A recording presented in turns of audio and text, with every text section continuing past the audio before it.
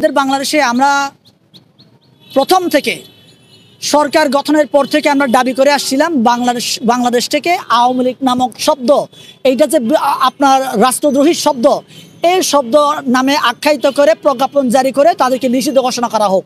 কিন্তু বাংলাদেশ সরকার নিষিদ্ধ করে নাই। যেহেতু নিষিদ্ধ করে নাই, অথচ বাংলাদেশে একজন নাগরিক হিসেবে রাজপথে রাজনীতি করা তাদের নৈতিক অধিকার আছে। যদি ওদেরকে, যেমন বিগত সরকার আওয়ামী লীগ সরকার যেহেতু জামাতকে নিষিদ্ধ ঘোষণা করে তাদেরকে রাজপথ থেকে সরিয়ে দিয়েছিল, তারা রাজপথে নামলে তাদেরকে রাষ্ট্রদ্রোহী কিংবা নিষিদ্ধ সংগঠনের লোক হিসেবে তাদেরকে গ্রেফতার করা যেত। এখন দেখেন, আওয়ামী লীগকে নিষিদ্ধ করা হয় নাই, ছাত্রলীগকে নিষিদ্ধ করা হয় নাই। ওরা যখন রাজপথে ওরা মিটিং করছে, কোন আইনের ধারায় তাদেরকে আপনি অ্যারেস্ট করবেন? যদি নিষিদ্ধ করা হতো তাহলে বলা যেত নিষিদ্ধ সংগঠনের নেতা এই জন্য তাদেরকে অ্যারেস্ট করেছি। তাও করেন না। এখন সরকারের অনেক উপদেষ্টা বলার চেষ্টা করছে যে তাদের যেহেতু নিষিদ্ধ করা হয় না, কোন আইনে তাদেরকে আমরা অ্যারেস্ট করব। তাদেরকে যাতে নিষিদ্ধ রাজপথে নামতে না পারে, এই জন্য তাদেরকে আগে নিষিদ্ধ করে তাদেরকে রাজপথে না নামার যে পথ, দরজা তালা মারতে হবে। আগে আপনি দরজা খুলে রেখে বলবেন ওরা কেন রাজপথে নামছে, রাজপথে নামবে, তাদের নৈতিক অধিকার তারা করবে, কিন্তু যাতে করতে না পারে। বেশিভাবে আমরা যে জুলাই বিপ্লবে যে এত লোক প্রাণহানি হয়েছে, এত মানুষের অঙ্গহানি হয়েছে, উপদেষ্টা তো ভাই তাদের আত্মীয় স্বজন তো কেউ পা হারায় নাই, কেউ তো মারা যায় নাই। এই জন্য তাদের ব্যথা নেই, তাদের অনুভব নাই, তারা অনুভব করতে পারছে না এই জুলাই বিপ্লব যে কী ধরনের করুণ পরিস্থিতির মাধ্যমে এই ওরা যে চেয়ারে বসেছে, মানে কত হাজার রক্তের বিনিময়ে ওরা যে আজকে এই চেয়ারে বসে আছে, এদের কোনো হুশ না, জ্ঞান হারিয়ে ফেলেছে, ভুলে গেছে এরা। তাই আমি মনে করি, আমি একটু স্মরণ করে দিতে চাই উপদেষ্টাদেরকে যে জুলাই বিপ্লবের এই যে আওয়ামী লীগ সরকার যে মেসাকার করেছে, এই মেসাকার আমাদের চোখের সামনে প্রমাণ, হাজার হাজার প্রমাণ আছে। কয় লক্ষ প্রমাণ আপনার লাগবে, সকল প্রমাণ আমরা এনে দিতে প্রস্তুত। তারপর আমি বলছি, তাদেরকে দোষী সাব্যস্ত করে বাংলাদেশের রাজনীতি করতে না পারার জন্য, রাজনৈতিক অধিকার তাদের কাছে কেড়ে নেওয়ার জন্য তাদেরকে নিষিদ্ধ করা হোক।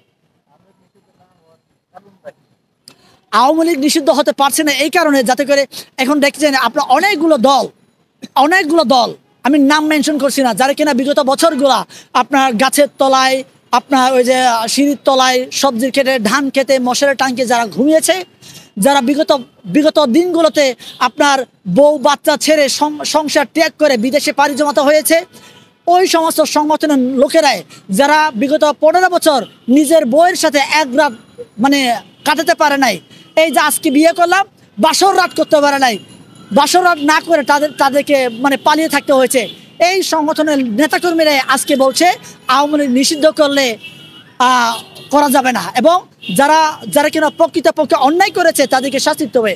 আর আওয়ামী লীগ যেই করেছে সেই অন্যায় করেছে, কোন ব্যক্তি অন্যায় করে নাই আপনারা প্রমাণ দেখান।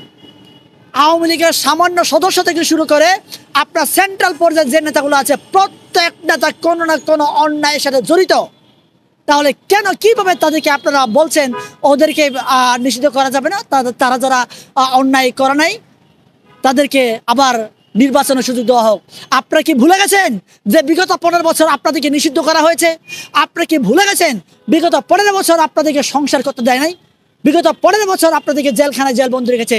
এই ইতিহাস যদি ভুলে যায় তাহলে তো আমাদের বলার কিছু নেই, আমরা বাকরুদ্ধ। আমরা যারা জুলাই বিপ্লবে ওরা যদি বলে, নিজেকে যদি দাবি করে এই জুলাই বিপ্লব তারাও করেছে, তাহলে এরা কেন এই জুলাই বিপ্লবটাকে এত তাড়াতাড়ি নষ্ট হওয়ার জন্য ওরা পথে উঠে পড়ে লেগেছে? এটা তাদের কাছে প্রশ্ন ছুড়ে দিলাম, তারাই উত্তর দিই।